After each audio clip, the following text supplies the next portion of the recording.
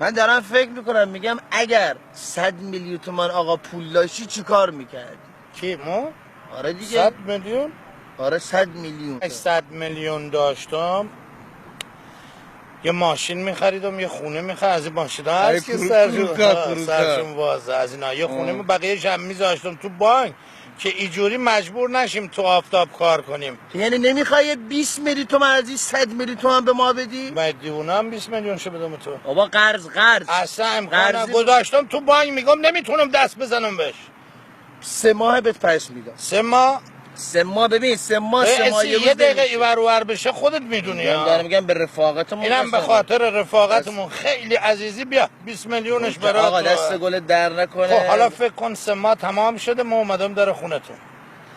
تق تق تق. در وا نمیکنه. پول گیر. تق تق تق. جونم.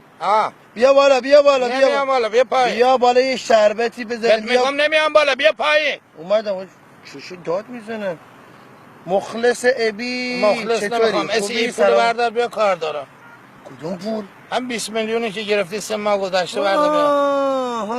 آقا امروز نه فردا نه پس فردا اصلا ببین گفتی رفاقتمون یه روز ایورتر نمیشه. ببین به رفاقتمون قسم فردا نه پس فردا تو حسابت. امکان نداره یه ثانیه هم صبر نمیکن. پول بردار بیا.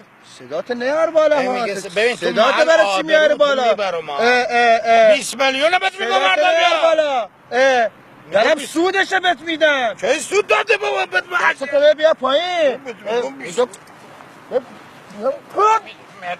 بیار. 20 میلیون بیار بده.